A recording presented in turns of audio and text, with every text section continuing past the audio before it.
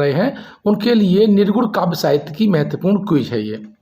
आओ देखते हैं इसे हल करते हैं, लेकिन इससे पहले चैनल को आप सब्सक्राइब कर लीजिएगा और बेल आइकन को जरूर दबा दीजिएगा ताकि आने वाला हर वीडियो का जो नोटिफिकेशन है आप तक पहुंच सके। भक्ति का सर्वोत्तम उल्लेख किस ग्रंथ में हुआ है? पहला क्वेश्चन है कि भक्ति का सर्वोत्तम उल्लेख किस ग्रंथ में हुआ है? श्वेतोपनिषद, रामायण, भागवत पुराण और कठोपनिषद है। तो इसका जो राइट आंसर है वो है श्वेतोपनिषद में सबसे पहले भक्ति शब्द का उल्लेख हुआ है, यानी भक्ति का सबसे पहले उल्लेख किस उपनिषदों में हुआ है। निर्गुण भक्ति का आदि स्रोत ग्रंथ, निर्गुण भक्ति का आदि स्रोत ग्रंथ भी श्वेतोपनिषद को माना जाता है। यहाँ पर देख लेते हैं अगला क्वेश्चन नंबर 3, भक्ति आंदोलन को ईसाई धर्म के प्रभाव स्वरूप विकसित माना था किसने? यानी भक्ति आंदोलन को ईसाई धर्म के फलस्वरूप विकसित माना था। ऑप्शन ए ग्रियर्सन, आचार्य रामचंद्र शुक्ल, हजारी प्रसाद द्विवेदी और आबिद हुसैन। इसका जो राइट आंसर है वो है जॉर्ज ग्रियर्सन। जॉर्ज ग्रियर्सन मानते थे कि भक्ति आंदोलन भारत में जो शुरू हुआ है उसका कारण ईसाई धर्म है, ईसाईयत है। शिव किस भाषा का शब्द है? बहुत इंपॉर्टेंट क्वेश्चन है ये कि शिव किस भाषा का शब्द है? कन्नड़, तमिल, मलयालम या मराठी?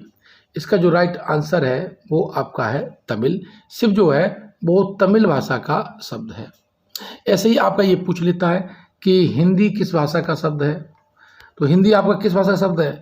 हिंदी आपका फारसी भाषा का शब्द है, जबकि जो उर्दू शब्द है, कौन सा? उर्दू आपका तुर्की भाषा का शब्द है। किस भाषा का शब्द है? तुर्की भाषा का शब्द है। क्वेश्चन नंबर 5, भक्ति शब्द का विकास किस धातु से हुआ है? भक्ति शब्द का विकास किस धातु से हुआ है? पहला है भक्त से, भज से, भुज या इनमें से कोई नहीं। तो देखिए जो पहला जो इसका जो आंसर है, इसका राइट आंसर है वो धातु है भज धातु, यानी भक्ति शब्द का जो उल्लेख है वो भज धातु से हुआ है। तो यहाँ से प्रश्न यही बनता है कि जो सबसे पहले भक्ति का कहाँ से स्टार्ट हुई है? तो जो भक्ति स्टार्ट हुई है वो आपकी श्वेतोपनिषद से हुई है और इसकी जो इस शब्द की उत्पत्ति है वो आपकी भज धातु से हुई है। ठीक है ना। अब यहाँ से प्रश्न ये पूछ लेता है कि जो भज धातु है इसको सबसे पहले किसने माना? तो सोनियर विलियम्स। कौन थे? सोनियर विलियम्स। और इन्होंने कहा था कि जो आपका जो भक्ति है वो भज धातु से निकला है। अब है क्वेश्चन नंबर 6, भक्ति भावना का विकास दक्षिण के अलवार भक्तों से मानने वाले आलोचक कौन से हैं? अर्थात कि किसने माना कि जो भक्ति के जो भावना का विकास दक्षिण के अलवार भक्तों से हुआ है? ठीक है। क्वेश्चन नंबर 6वां है, तो इसका जो Acharya Nand Dulari Vajpeyi, Acharya Hazari Prasad Dwivedi, Ram Kumar Verma, doctor Ramvilas Sharma. Question number 6 का जो राइट आंसर है वो है आचार्य हजारी प्रसाद द्विवेदी। ठीक है। उन्होंने कहा कि ये जो भक्ति की भावना है वो दक्षिण में अलवार संतों के शुरू हुई है। अलवार कौन हुआ करते थे? अलवार वो संत होते थे जो वैष्णव भक्ति करते थे। क्या करते थे? वैष्णव भक्ति करते थे। याना अलवार विष्णु के उपासक होते हैं और नयनार जो हैं वो शिव के उपासक होते हैं। क्वेश्चन नंबर 7 है कि आचार्य शुक्ल ने भक्ति काल का समय कितना निश्चित किया है? तो क्वेश्चन नंबर 7 बहुत इंपॉर्टेंट है और 1300 विक्रम संवत 1375 से 1700, 1300 संवत से 1700, 1375 से 1775, 1318 से 1700। इसका जो राइट आंसर है वो आपका है क, यानी 1375 संवत से 1700 संवत इसको माना गया है।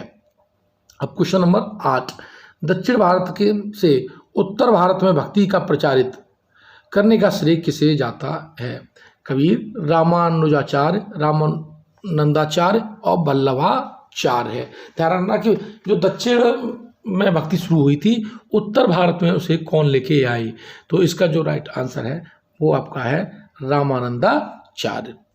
क्वेश्चन नंबर 9, सामान्यतः भक्ति काल की कालावधि, ये क्वेश्चन नंबर 9 है, सामान्यतः भक्ति काल की कालावधि मानी जाती है। अब ईस्वी की बात कर रहे हैं तो इसका जो राइट आंसर है वो 1350 से लेकर के 1650 भक्ति काल की कालावधि यानी समय काल माना गया है। भक्ति काल को हिंदी का स्वर्ण काल भी कहा जाता है। क्या कहा जाता है? हिंदी का स्वर्ण काल भी कहा जाता है। क्वेश्चन नंबर 10 है, क्या कह रहा है कि अपने पौरुष से हताश जाति के लिए भगवान की शक्ति और करुणा की ओर ध्यान ले जाने के अतिरिक्त दूसरा मार्ग ही क्या था? ये कथन किसका है? तो ये जो कथन है वो आचार्य रामचंद्र शुक्ल का है और वो कहते हैं कि अपने पौरुष से जो हमारी जातियाँ बाहरी जातियों से पराजित हो गई तो उनके पास एक ही चारा बचा कि अपने आपको ईश्वर में डुबो दें और वहाँ से हमारा भक्ति साहित्य उभर के सामना आता है। हालांकि हजारी प्रसाद द्विवेदी ने इनकी इस बात का खंडन कर दिया था और उन्होंने भक्ति भावना का जो विकास है वो भारतीय मूल में ही माना है। अब सगुण भक्ति का मूल भारत का कौन सा भाग माना जाता है? क्वेश्चन नंबर 11 है कि सगुण भक्ति का मूल भारत का कौन सा भाग माना जाता है? तो उत्तरी भारत, पूर्वी भारत, दक्षिणी भारत और पश्चिमी भारत।